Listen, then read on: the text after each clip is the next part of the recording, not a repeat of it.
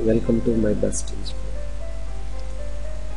మనం ఇప్పుడు HTML programming గురించి నేర్చుకుంటున్నాము. ప్రీవియస్ క్లాస్లో అసలు what is HTML, so specifications of HTML, advantages of HTML, what is tag, what is element, ఈ concepts గురించి మనం తెలుసుకుంటాం.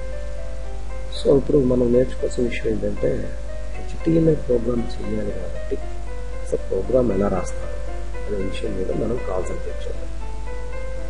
సో HTML నేర్చుకోవాలంటే ముందుగా ఒక 4 విషయాలు తెలుసుకోవాలి. ఒకటి, how to write HTML program. ప్రతి ప్రోగ్రామింగ్ లాంగ్వేజ్కి ఒక స్ట్రక్చర్ ఉంటుంది. అలాగే ఈ HTML ప్రోగ్రామ్ స్ట్రక్చర్ ఎలా రాయాలి. రెండవది, how to save HTML programs. మనం తయారు చేసే ఫైల్స్ని ఎలా సేవ్ చేయాలి. మూడవది, how to run HTML programs. ఎలా ప్రోగ్రామ్స్ రన్ చేయాలి. తర్వాత ప్రోగ్రామ్స్ రాయటానికి కావాల్సిన ఎడిటర్స్ ఏంటి. సో దీని మీద మనం ఇప్పుడు కాన్సన్ట్రేట్ చేద్దాం. సో ముందు HTML ప్రోగ్రామ్ అనేది ఎలా ఉంటుంది గతంలో చెప్పుకున్నాం మనం. ట్యాగ్ స్ట్రక్చర్డ్ ప్రోగ్రామింగ్ లాంగ్వేజ్ అని. ట్యాగ్ అంటే యాంగులర్ బ్రాకెట్స్ మధ్యలో రాసేదాన్ని మనం ట్యాగ్ అంటాం. ట్యాగ్లో సెల్ఫ్ ట్యాగ్ అని, క్లోజింగ్ ట్యాగ్, ఎలిమెంట్ అని, సో ఇలా నెంబర్ ఆఫ్ మోడల్స్ ఉన్నాయి. ఇక్కడ HTML ప్రోగ్రామ్ రాయడానికి మనకు మంచి ఎడిటర్ కావాలి. సి రాయటానికి టర్బో సి, జావా రాయటానికి నోట్ ప్యాడ్, ఎక్లిప్స్, నెట్బీన్స్ ఎలా ఉన్నాయో HTML ప్రోగ్రామ్కి కూడా మనకి చాలా రెడీమేడ్ ప్రోగ్రామ్స్ ఉంటాయి, ఎడిటర్స్ ఉంటాయి. సో వాటితో పోల్చుకుంటే మనకు ఫ్రీగా అవైలబిలిటీ ఉండేది, సింపుల్గా ఉండేది నోట్ ప్యాడ్. అందరి కంప్యూటర్లో నోట్ ప్యాడ్ ఉంటుంది కాబట్టి it is very easy. So ఇప్పుడు మనం ఒక HTML ప్రోగ్రామ్ రాయడానికి నోట్ ప్యాడ్ని ఓపెన్ చేద్దాం. స్టార్ట్ బటన్ తీసుకొని రన్లోకి వెళ్ళి నోట్ ప్యాడ్ అని టైప్ చేస్తే మనకి నోట్ ప్యాడ్ మనకి ఓపెన్. సో నోట్ ప్యాడ్ అనేది అందరికీ తెలిసిన ఒక సింపుల్ టెక్స్ట్ ఎడిటర్. మరి మనం HTML ప్రోగ్రామ్ రాయాలి అంటే ఒక ట్యాగ్ స్ట్రక్చర్ తప్పనిసరిగా రాయాలి. ఎగ్జాంపుల్ ఇప్పుడు నేను చూపిస్తే చూడండి. ఫస్ట్ HTML అనే ఒక ట్యాగ్ ఉంది. దాని తర్వాత ఎంటర్ కొట్టండి. తర్వాత HTML క్లోజింగ్ స్లాష్ ఇచ్చాము అంటే అది క్లోజింగ్ ట్యాగ్. అంటే పైన ఉన్నదేమో ఓపెనింగ్ ట్యాగ్, క్రింద ఉన్నదేమో క్లోజింగ్ ట్యాగ్. ఇది ఓపెనింగ్ ట్యాగ్, ఇది స్టార్టింగ్ ట్యాగ్ అంటాము, ఇది క్లోజింగ్ ట్యాగ్ లేదా ఎండింగ్ ట్యాగ్ అంటాము. సో మనం రాసే ప్రోగ్రామ్ అంతా కూడా వీటి మధ్యలోనే ఉంది. సో ముందు క్లాస్లో ఎందుకు ఉండాలి ఏంటో దాని గురించి చూద్దాము. సో తర్వాత మనకి హెడ్ అనే ఒక ట్యాగ్ ఉంటుంది. సో హెడ్ ట్యాగ్ కూడా క్లోజింగ్ ట్యాగ్. మనం ఈ హెడ్ లోపల మెటా ట్యాగ్స్ అని, టైటిల్స్ అని ఓకేనా ఇలాంటివి పెట్టుకుంటాము. సో ప్రజెంట్ అయితే నేను ఒక టైటిల్ రాస్తున్నాను. టైటిల్ అనే ఒక ట్యాగ్, ITIL టైటిల్. అలాగే టైటిల్ ట్యాగ్ని క్లోజ్ చేస్తున్నాను. సో ఇక్కడ నేను టైటిల్కి హెడ్డింగ్ పెడుతున్నాను. So my first file. So నేను ఒక టైటిల్ పెడుతున్నా, మై ఫస్ట్ ఫైల్ అనేది. తర్వాత రెండో అతి ప్రధానమైన ట్యాగ్ ఏంటి అంటే బాడీ ట్యాగ్. తప్పనిసరిగా బాడీ ట్యాగ్ ఓపెన్ చేయాలి అండ్ బాడీ ట్యాగ్ని క్లోజ్ చేయాలి. సో ఇక్కడ కానీ గమనించినట్లయితే HTML ఓపెన్ చేసి HTML క్లోజ్ చేసాము అంటే దీని లోపల ఉన్న స్ట్రక్చర్ అంతా HTML రూల్స్ని ఫాలో అవుతుంది అని చెప్పి గుర్తుంటారు. సో ఈ HTML మొత్తంలో 2 ప్రధానమైన ట్యాగ్స్ ఉంటాయి, head tag and body tag. మనం బ్రౌజర్ యొక్క బాడీ మీద అంటే కంటెంట్ ఏరియాలో కానీ మనం టెక్స్ట్ ప్రజెంట్ చేయాలి, ప్రింట్ చేయాలి అంటే తప్పనిసరిగా బాడీలో రాయాల్సింది. సో బాడీలో నేను ఒక చిన్న ఇన్ఫర్మేషన్ రాస్తున్నాను చూడండి. ఇక్కడ welcome to my web page, నా వెబ్ పేజ్కి స్వాగతం అని చెప్పేసి నేను ఒక టైటిల్ రాశాను, ఒక టెక్స్ట్ రాశాను. So this is very simple.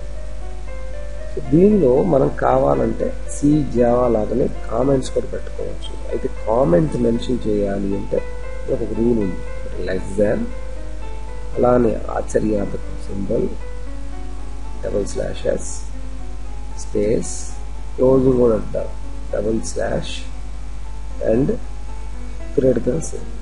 ఈ రెండింటి మధ్యలో రాసి ఏ మెసేజ్ అయినా సరే, ఎగ్జాంపుల్ అండి, దిస్ ఈజ్ సింపుల్ టెక్స్ట్. ఇది మనకి బ్రౌజర్ రికగ్నైజ్ చేయదు, హైడ్ చేస్తుంది. కాకపోతే మనకు లాభం ఏంటి అంటే రీడబిలిటీ, అంటే ఈ టెక్స్ట్ దేనికి రాశాను అని చెప్పడానికి మనం కామెంట్స్ని ఇలా పెట్టుకోవచ్చు. కామెంట్ అనేది ఎక్కడైనా రాసుకోవచ్చు, ఎనీవేర్, టైటిల్లో రాసుకోవచ్చు, ఇటు దగ్గర రాసుకోవచ్చు, బాడీలో రాసుకోవచ్చు, ఇక్కడ ఎనీవేర్ ఎక్కడైనా రాయడం రాసుకోవచ్చు. So this is simple web page. చూడండి ఒకసారి, HTML open and HTML close, head open and head close, body open and body close. So చూడంగానే మనకి స్ట్రక్చర్ ఇలా కనపడాలి. సో ముందుగా దీన్ని మనం సేవ్ చేద్దాం. ఇప్పుడు how to save, how to right చూసాం, ఎలా రాయాలనేది. తప్పనిసరిగా HTML ట్యాగ్ ఉండాలి, HTML క్లోజ్ అయి ఉండాలి, వాటి మధ్యలో ఈ ట్యాగ్స్ తప్పనిసరిగా ఉండాలి. ఇదే ఆర్డర్ని ఫాలో అవ్వాలి. సో ఇప్పుడు ఫైల్ని ఎలా సేవ్ చేయాలో చూద్దాం. How to save. మనం ఫైల్ సేవ్ చేయాలి అనుకుంటే ఫైల్ మెనూలోకి వెళ్ళి సేవ్ తీసుకొని, సో సేవ్ చేసేటప్పుడు లొకేషన్ తప్పనిసరిగా ఇవ్వాలి. అంటే మనం ఏ లొకేషన్లో సేవ్ చేయాలనుకుంటున్నామో ఆ లొకేషన్ని తప్పనిసరిగా సేవ్ చేసుకోవాలి. ఎగ్జాంపుల్ ఇక్కడ మనకి సో మెనీ లొకేషన్స్ ఉంది, డెస్క్టాప్ అని, మై డాక్యుమెంట్స్ అని, డి అని, ఈ అని. సో నేను ఇప్పుడు శాంపిల్గా డెస్క్టాప్ మీద తీసుకుంటాను. So my file location is called desktop. తర్వాత ఇక్కడ ఫైల్ నేమ్, మీరు ఏ పేరుతో సేవ్ చేస్తున్నారు. నేను శాంపిల్ అనే పేరుతో సేవ్ చేస్తాను. sample.html అనే పేరుతో సేవ్ చేస్తాను. తప్పనిసరిగా మన ఫైల్స్ని .html అనే ఎక్స్టెన్షన్తో సేవ్ చేయాలి.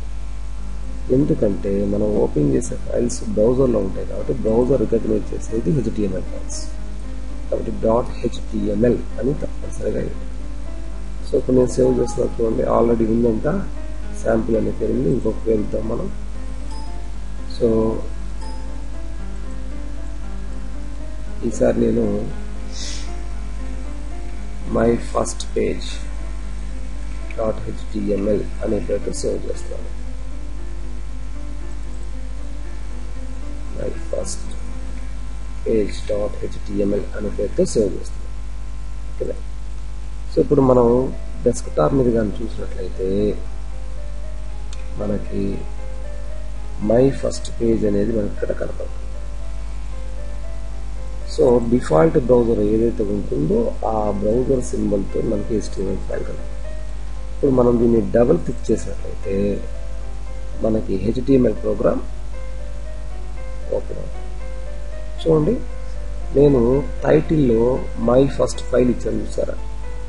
దాకా మనం ఇక్కడ కోడ్లో చూసినట్లయితే ఇక్కడ నేను హెడ్ పార్ట్లో ఒక టైటిల్ రాశాను. సో హెడ్ పార్ట్లో నేను ఒక టైటిల్ రాశాను. ఓకేనా. ఈ టైటిల్లో పెట్టిన ఇన్ఫర్మేషన్ ఈ బ్రౌజర్లో టైటిల్ మీద డిస్ప్లే అవుతుంది. అదే నేను ఈ బాడీలో పెట్టిన ఇన్ఫర్మేషన్ ఈ బ్రౌజర్ బాడీలో మనకి డిస్ప్లే అవుతుంది.